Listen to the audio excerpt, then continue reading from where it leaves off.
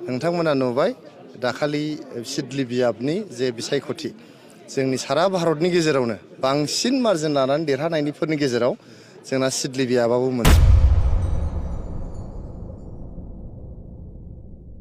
आसामावथ' बयनिफ्रायबो बांसिन खायानो मोनबा समस्थियावहाय गथिखे बिलाइ गांनै मुलाया दिनै देरजेनबायब्ला 2025 मायथाइयाव मुलाया बेसे गिदिर जाहैगोन बेखौ नोंथांमोना सानबानो जाबाय। 9टा जोंहा जे जिल्ला दङ आरो गासै 40टा ब्लक गासैखौबो जों गोदानै दाफामफिननाय जाबाय। दाफामफिननायनि थांखियानो जाहैबाय 2025 मायथाइयावहाय आख' एबार प्रमद बर' सरकार।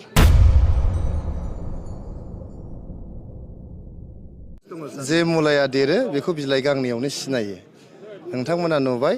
दाखालि सिडली बियाबनि जे बिसायख'थि जोंनि सारा भारतनि गेजेरावनो बांसिन मार्जिन लानानै देरहानायनिफोरनि गेजेराव जोंना सिडली बियाबाबो मोनसे आसामावथ' बयनिफ्रायबो बांसिन खायानो मोनबा समाव गांनै मुलाया दिनै देरजेनबायब्ला 2025 मायथाइयाव मुलाया बेसे गिदिर जाहैगोन बेखौ नोंथांमोना सानबानो जाबाय। खुलुमबाय रायजोफोर, पिथांखि ब्लग इउट्युब चेनेलाव आरोबाव रायजो राजा बयखौबो बरायनानै लाग्रोनाय जाबाय। रायजोफोर, दिनै आङो आरोबाव मोनसे गोदान भिडिअ लानानै फैबावबाय। भिडिअखौ जोबजासे नाय अब्लासो बुजिगोन। गिबियाव आङो बिथांनि भिडिअखौनो नोंसोरनोहाय दिन्थिनानै होग्रोनाय जासिगोन। बिनि उनावहाय आं बे भिडिअनि सोमोन्दै फंनैसो बाथ्रा बुंनो होननानै सानदों, बेखायनो आं भिडिअखौ लानानै फैनाय जादों। नेनानै थाब्लानो जाबाय। बे भिडिअ जोबनायनि उनाव आं आरोबाव बे भिडिअनि सायाव बाथ्रा बुंगोन। खुलुमबाय, नमस्कार। আজি মোৰ হাতত এখন কিতাপ আছে, মাই কাণ্ট্ৰি মাই লাইফ। এখন কিতাপ biography of former deputy prime minister L K. Advani ছাৰৰ, তেখেতে নিজে লিখা। দিनै आं नोंथांमोननो माखासे खोथा फोरमायनानै होनि। बे बिजाबा जाहैबाय माइ कान्ट्रि माइ लाइफ आरो बे बिजाबा biography book former deputy prime minister of India L K. Advani सारनि। दा बिथाङा बे बिजाबखौ गावनो लिरनाय आरो बे बिजाबखौ नैबाव फरवार्ड खालामदों बाय अटल बिहारी वाजपेयी। बिथाङा प्राइम मिनिस्टारमोन, बिथाङा फरवार्ड खालामदों। बिथाङा सासे गेदेमा सुबुं। दा आं नोंथांमोननो फोरमायनानै होनो नागिरदों, बे बिजाबा माइ कान्ट्रि माइ लाइफ बायोग्राफि बिजाब आरो बे बिजाबखौ एल.के. आदबानी सार बिथाङा गावनो लिरलांनाय। दा जोंनो जोबोद गोग्गाथाव बाथ्राया जाहैबाय बिथांनि बायोग्राफि बिजाबाव जोंनि सासे गेदेमा सुबुंनि नाम दङ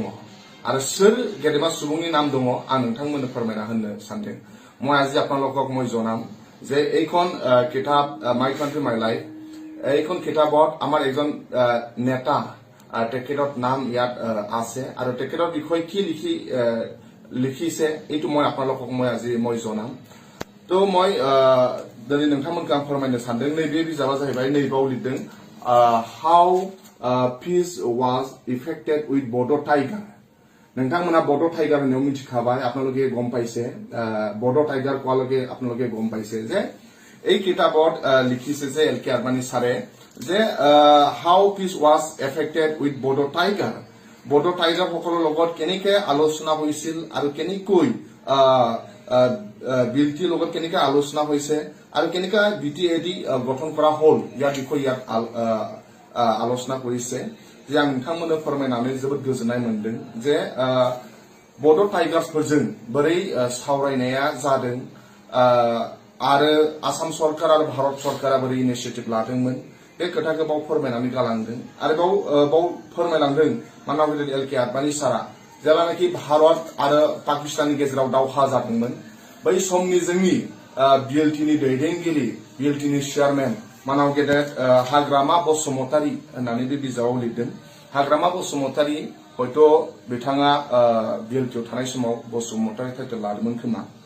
जे बिथाङा बाव लिरदों भारत आरो पाकिस्ताना जेला जुद्ध जायोमोन अब्ला जोंनि दैदेनगिरि मानाव गेदेर हाग्रामा महिलारी सारा भारत सरकारनि जानानै पाकिस्तानजों भारत सरकारखौ सहाय खालामनाय, भारत देशखौ सहाय खालामनाय बे बाथ्राखौ जेला बुंदों, फोरमायदों, अब्ला भारतनि गोबां दैदेनगिरि बिथांमोननि गोसोखौ जै खालामनो हादों होननानै बे बिजाबाव लिरनानै गालांदों। এই কিতাপত লিখা হৈছে যে যেতিয়া ভাৰত আৰু পাকিস্তানৰ মাজত যেতিয়া যুদ্ধ হৈছিল এই সময়ত বিএলটিৰ চেয়াৰমেন সন্মানীয় হাগ্ৰামা মহিলাৰী ছাৰে ভাৰত দেশ হৈ পাকিস্তানৰ লগত যুদ্ধ লাগি বা ভাৰত দেশক সাপোর্ট কৰিছিল ভাৰত দেশ হৈ তেখেতে ভাৰত দেশক সাপোর্ট কৰি তেখেতে বহুত কথা কৈছিল এই সময়ত এই কথাবোৰ সন্মানীয় এই সময়ত প্ৰাইম মিনিষ্টাৰ অতুল বিহাৰী বাজপেয়ী আৰু deputy prime minister LK Advani তেওঁলোকৰ মনটো জয় কৰিব পাৰিছে বুলি তেওঁলোকে এই কিতাপত প্ৰকাশ কৰিছে আৰু বাव লিरदों যে जोंनो আমাক কেনেকৈ 6 শিডিউল দিয়া হ'ল जोंनो बोरै 6 শিডিউল होनाय जाखो आरो जोंनि बर' रावखौ बोरै 8 शिडिउलाव रिकगनाइज होखो 8 शिडिउलाव जोंनि भारत देशआव बिराद माने लेंगुवेज दं बिराद भाषा दं नाथाय सबनि भाषायाबो 8 शिडिउलाव रिकगनाइज मोनाखै नर्थ इस्टनिफ्राय फ्राय मोनथामल' भाषाया रिकगनाइज दङ मनुफ्रि आसामिस आरो बड' दा जोंनि थाखाय गोग्गाथाव बाथ्रा जे बोरै बर'नि रावखौ 8 शिडिउलाव सोखो आरो बोरै जोंनो 6 शिडिउल होखो बे बाथ्राखौ बाव लिरनानै गालांदों मानाव गेदेर LK आदबानी सारा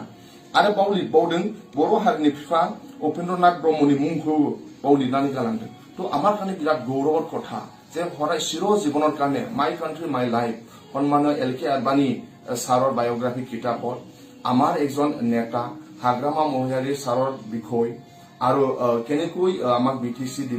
দিলে কেনেকৈ আমি BTC পালো আৰু কেনেকৈ ইয়াত শান্তি আহিল আৰু কেনেকৈ ইয়াত ডেভেলপমেন্ট মানে কেনেকৈ তেওঁলোকে আমাক কনস্টিটিউশনালি এমেন্ডমেন্ট আমাক 6 শিডিউল দিলে এই কথাবোৰ ইয়াত লিখি থৈ গৈছে আমাৰ কাৰণে খুব গৌৰৱৰ কথা আৰু মই ভাবো BTC অঞ্চলৰ উपेन्द्रनाथ ब्रह्म फादार अफ बड'জ আৰু সন্মানীয় হাগ্ৰামা মহিলাৰী ছাৰ তেখেতৰ দুইজনৰ নামহে হয়তো ইয়াত মাই কান্ট্রি মাই লাইফত মেনশন ইয়াত আছে আমাৰ কাৰণে খুব গৌৰৱৰ কথা অসমৰো আছে বিভিন্ন অসমৰ নেতাসকলৰ নাম এই কিতাপত আছে যে जोंनि थाखाय बिराद गोग्गानाय बाथ्राया जाहैबाय जोंनि BTC ओनसोलनिफ्राय बे बिजाबाव मानाव गेदेर हाग्रामा महिलारी सार आरो बर' हारिनि बिफा उपेन्द्रनाथ ब्रह्म बिथांमोननि मुङा बे गेदेमा मानगोनां LK Advani sir former deputy prime minister of India बिथांनि गावनि लेखा अट'बायोग्राफि बिजाब आरो गावनो लिरनाय बे बिजाबाव जोंनि दैदेनगिरिफोरनि मुङा थानाय आरो जोंनि दैदेनगिरिफोरनि सोमोन्दै लिरनानै गालांनाया जोंनि थाखाय जोबोद गोग्गाथाव बाथ्रा आरो चिर जीबननि थाखाय जोंनि दैदेनगिरिफोरनि नामा मुङाबाव थालांबाय बे जोंनि थाखाय जोबोद गोग्गाथाव बाथ्रा आरो बे जाफुंनो हादों मानाव गेदेर हाग्रामा महिलारी सारनि थाखायसो बिथांनि दैदेनगिरिनि थाखायसो जानो हादों ओंखायनो आं खावलायनो सानो जाय फरायसा बिथांमोनहा बिजाब फरायनो मोजां मोनो बे माय कान्ट्रि माय लाइफ बे बिजाबखौ बायनानै फराय जोबोद नलेज मोनगोन जोंनि नर्थ इस्टनि सोमोन्दै बा जोंनि BTCनि सोमोन्दै যিসকলে ছাত্ৰ ছাত্ৰী যিসকলে কিতাপ পঢ়ি ভাল পায় মোৰ চেৰৰ পৰা অনুৰোধ যে মাই কান্ট্ৰি মাই লাইফ বায়োগ্ৰাফিক কিতাপ LK আদবানী ছাৰৰ আৰু তেওঁ লিখিছে এই কিতাপখন কিনি পঢ়ক বহুত ইণ্ডিয়ান পলিটিক্সৰ ওপৰত আপোনালোকে জ্ঞান পাব আৰু নৰ্থ ইষ্টৰ বিষয়ে বহুত ইয়াত চৰ্চা কৰিছে তো মোৰ এইটোৱে অনুৰোধ जोबथारनायाव गासिबो फरायसा बिथांमोनखौ जाय बिजाब फरायना मोजां मोनो नोंथांमोनखौ बे बिजाब माय कान्ट्रि माय लाइफ बे बिजाबखौ फरायनो थाखाय आं साफ्रोमबो खावलायनाय थाबाय थैंक यू गोजोन्थों स' रायजोफोर नोंथांमोनाथ' खोनाबाय BPFनि सासे गोख्रों सापर्टार कास्टम बसुमतारी एबसुजों एरख'जानाय जों बयबो मिथिखायो बुङाब्लाबो जायो दा आं बिथांखौहाय बुंनो सानदों बिथाङा बे LK आदवानी बिथांनि माय कान्ट्रि माय लाइफ बिजाबखौ लानानै BTRनि लाइमोन फरायसाफोरखौहाय मा बुजायनो सानदों ना बिथाङा बै गारबोनाय 2003 मायथाइनि 10 फेब्रुवारियावहाय जेब्लानाखि एकर्ड जादों बिनिफ्राय लानानै 2020 मायथाइनि 27 जानुवारिसिमहालागै पुरा बर' हारिया गोजोन सान्थियै जानो मोनदोंमोन होननानै सानखोना माखो ना बिथाङा बै समावहाय जोनोमानो जायाखैमोन नामा आं दिनै बेखौसो बुंनो सानो बिथाङा जे बुंबाय सिगांनि समावहाय जोबोद गोजोनमोन सान्थिमोन दावराव दावसि गैयामोन माब्रै बुंनो हाखो जेन'बा बिसोरो आरो BPFनि सापर्टारफ्रा माब्रै बुंनो हाखो सिगांनि समावहाय गोजोनमोन होननानैहाय आं आसरित बा मोनखायो दे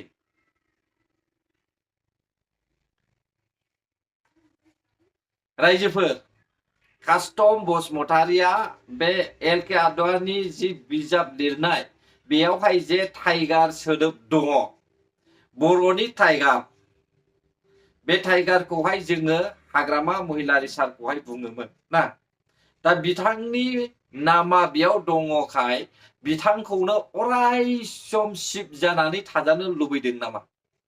नाथाय टाइगारा मा खालामो टाइगारा मानसि बेदर जायो मै बेदर जायो जुनारनि गासैबो बेदरखौ जायो जेरैनो टाइगार ओरैनो गावनि हारिखौनो अख्रेबनो नाजाबोबाय थादोंमोन दा बेबायदि शिबखौ जोंनो मानो नांगौ बिथाङा मोजां मावैनि थाखायनोथ' 2020 मायथाइयाव जेनदों अब्ला कास्टम बसुमतारी बायदिया दिनैहायनि लाइमोन सेंग्रा सिख्लाफोरखौहाय मा बुजायनो फैखो मेगन मेख्रेबगासेयावनो मिथियो बिपिएफआ मा सरखार सालायबोदों लोंनो मोननि मानसिफोरनि थाखायसो बिपिएफआ मोजां नाथाय साननो हानाय गोहो गोनां मानसिफोरनि थाखाय बिपिएफआ माब्लाबाबो बड'लेण्डआव जायगा गैया दिनै कास्टम बसुमतारिया मा बुंनो सानदों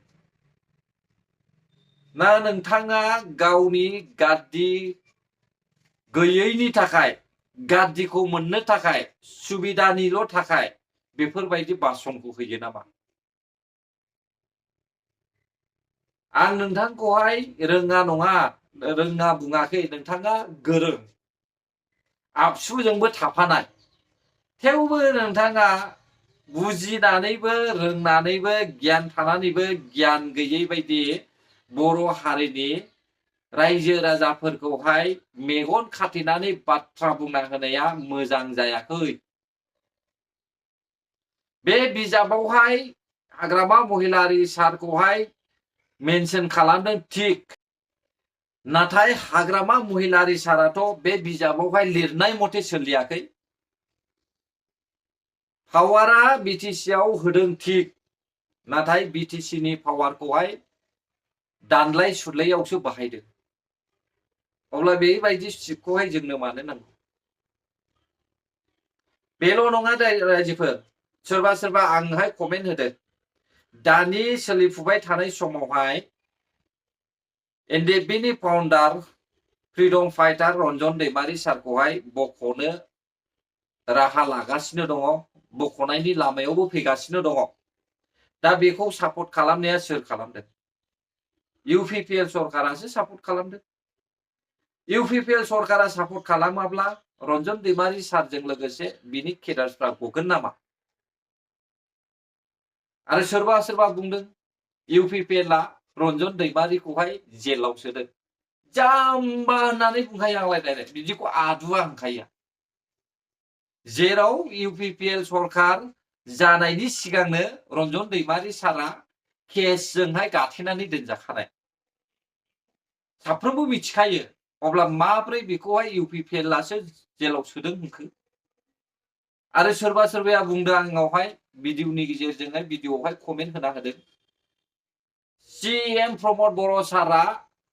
रन्जन दैमारि सारखौ बख'नायनि थाखाय क्रेडिट लानो नागिरदों होननानै बुंदों मा एसेबां बुरबक हारिखौहाय रैखा खालामग्रा सासे फ्रिडम फाइटारखौहाय एसेबां बोसोरनि उनावहाय जेलनिफ्राय बख'नोहाय राहा लागासिनो दङ बख'नायनि लामायाव फैगासिनो दङ बिनि सायाव आरोबाव बेफोरबायदि बाथ्रा बुंनाया मोजां नङा आंथ' मूर्खसो होनो बेबायदि सानग्रा मानसिखौहाय बेबायदि गोसोनि मानसिया मूर्खसो मा क्रेडिट लानायनि बाथ्रा बिलाय इउपिपिएलनि सीएम प्रमद बर' सारखौबोथ' रायजो राजायासो ना सीएम फसंदों हाग्रामानि मावनायखौ मोजां मोनैनि थाखाय इउपिपिएल सरकारखौ सापर्ट खालामनो नागारै गाव हारसिंनो जुगदु जुगदु नाजाबाय थानायखौसो जों नुदों बेनो मोनसे जोबोद गाज्रि जादों माब्लाबा बिदि दासान हारिनि रैखाथि होग्रा एनडिएफबिआनो बयनिफ्रायबो देरसिन जोंनि बर' हारिखौहाय रैखा खालामदों बांगाल जंगाल सावथालफोरनिफ्राय गासैनिफ्रायबो एनडिएफबिफ्रा जोंखौ रैखा खालामदों दा बिनि फाउन्डार रन्जन दैमारि सारखौ बख'नायावहाय BPF पार्टियाबो सापर्टसो खालामनांगौ मानो बेबायदि सानखो बेखायनो आं सिगांनिफ्रायनो बुंदों BPF पार्टिया रन्जन दैमारि सारखौहाय बख'नायाव माब्लाबाबो सापर्ट खालामा बिसोरो जेलावसो सोना दोनखादोंना बेनिखायनो बिसोर माब्लाबाबो सापर्ट खालामा जेब्लासिमहालागै UPPL सरकारा थागोन अब्लासिमहालागै रन्जन दैमारि सारा गगोन आरो रन्जन दैमारि सारखौ बख'नायनि दायथ'आबो UPPL सरकारनि सायावसो BPF नि सायाव नङा स' रायजोफोर नोंथांमोना जिखि साना आंनि साननाय मथेब्ला आं सिदा बुंखायो रन्जन दैमारि सारा गनांगौ आरो UPPL सरकारा रन्जन दैमारिखौ बख'नायावहाय एनि टाइम सापर्ट खालामनांगौ मानोना BPF आ सापर्ट खालामखाया बाथ्राया जेसेबां बुङो एसेबां लावो भिडिअ'आबो गोलाव जायो बेनिखायनो आं बेसेखिनियावनो भिडिअ'खौ दोनथ'नाय जाबाय रायजोफोर गोजोन्थों जायफ्रा जोबजासे नायबाय बर' हारि जै जाथों जै बर' हारि